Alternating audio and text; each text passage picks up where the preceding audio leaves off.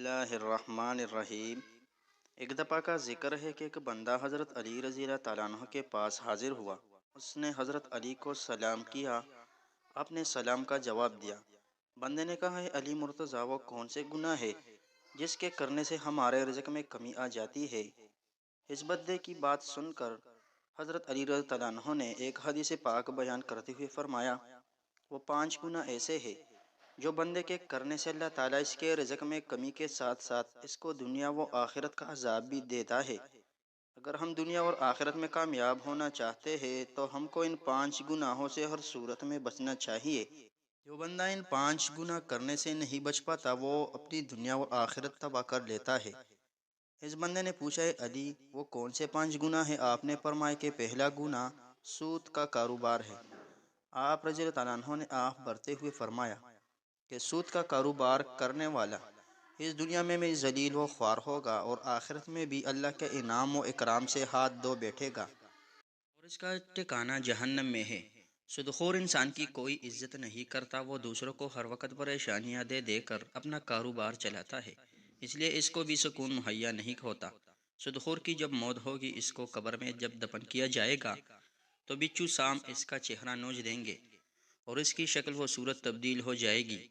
آپ نے ایک سودخور کی بات بتاتے ہوئے فرمایا کہ ایک سودخور کا کاروبار کرنے والا کسی جگہ سے گر کر مر گیا۔ اس کے گھر والے بہت غمزدہ ہوئے۔ ایک رات بیٹے نے اپنے باپ کو خواب میں دیکھا۔ بیٹے نے اپنے والد سے پوچھا، بابا تیرے ساتھ کیا ہوا؟ والد نے جواب دیتے ہوئے کہا، بیٹا میری تو آخرت تباہ و برباد ہو گئی۔ سیڑھی سے گر کر میری موت واقع ہونا ہی تھا کہ مجھے جہنم کے گہرے حصے کو ڈال دیا گیا۔ حضرت شیخ سعد نے فرمایا کہ ایک دفعہ میں کسی مکان کی تلاش کر رکھا تھا کہ میری ملاقات ایک سودخور بندے سے ہو گئی۔ وہ کہنے لگا، حضور، میرے گھر کے ساتھ والا گھر فروخت ہو رہا ہے، میں آپ کو وہ لے دیتا ہوں، اس طرح ہم دونوں ہمسائے بن جائیں گے۔ وہ بندہ کہنے لگے کہ یہ مکان بہت اچھا ہے، اس میں کوئی بھی کمی نہیں ہے، کوئی عیب نہیں ہے، نیا تیار ہوا ہے اور بہت ہی عمدہ بنا ہے۔ شیخ سعد نے فرمایا، او بے وقوف بندے، مجھے تو اس میں کمی ہی کمی نظر آ رہی ہے کہ میں ایک سودخور کا ہمسایہ بن جاؤں۔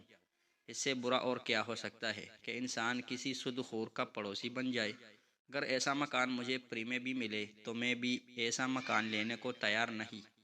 اگر تم چاہتے ہو کہ میں دنیا میں خوشی سے زندگی گزار دوں، لوگ میری عزت کرے، تو سود کا کاروبار کبھی مت کرنا۔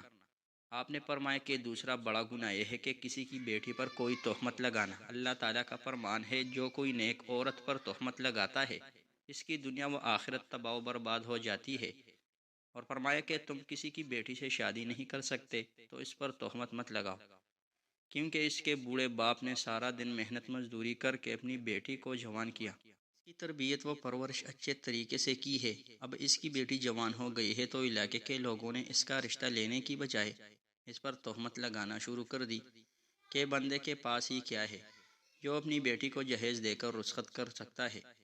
ایک تو تم لوگ اس غریب باپ کی مدد نہیں کر سکتے اور دوسری طرف اس کی بیٹی کی عزت کو پامال کر رہے ہو۔ اگر تم چاہتے ہو کہ اللہ تعالیٰ اس دنیا اور آخرت میں مجھے بہتر صلہ دے تو کبھی بھی کسی کی جوان بیٹی پر تہمت مت لگانا۔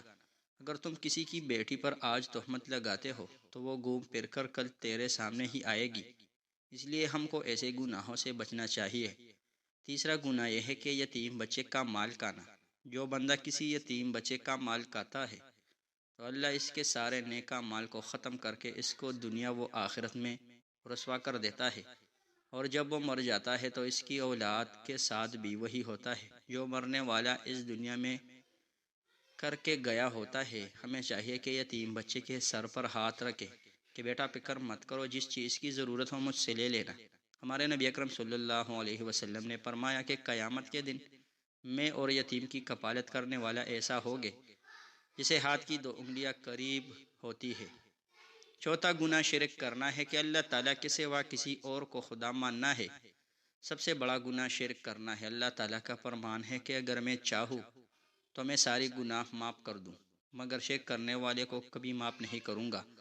حضرت علی رضی اللہ عنہ نے 5واں گناہ جادو کو کہے کہ جو بھی کوئی کسی پر جادو ٹونا کرتا ہے کہ اس بندے کی فلاں نقصان ہو جائے۔ آپ نے فرماتے ہوئے کہا ہے کہ جادوگر کا کھانا پینا حرام ہوتا ہے۔ جادوگر کے بارے میں بیان کرتے ہوئے آپ نے یہاں تک فرمایا کہ جادوگر دائرہ اسلام سے فارغ ہو جاتا ہے، وہ کفر کرتا ہے۔ جادوگر اگر کسی پر جادو کرتا ہے تو وہ ایک نہ ایک دن گھوم پھر کر جادوگر پر الٹا پڑ جاتا ہے۔ اگر آپ دنیا اور آخرت کو بہتر بنانا چاہتے ہیں تو ایسے خطرناک گناہ کبھی نہ کرنا۔ یہ 5 گناہ ایسے ہیں جس کے کرنے سے انسان اپنے اللہ تعالیٰ کو ناراض کر لیتا ہے۔ جب اللہ تعالیٰ ناراض ہو جاتا ہے تو اس بندے کی دنیا میں عزت نہیں رکھتی، وہ ذلیل و خوار ہو کر رہ جاتا ہے، اور ان گناہوں کو کرنے والے کا انجام جہنم ہے۔ ہمیں چاہیے کہ ہم ایسے گناہوں سے دور رہیں تاکہ اللہ تعالیٰ ہم پر اپنا کرم نازل فرمائے۔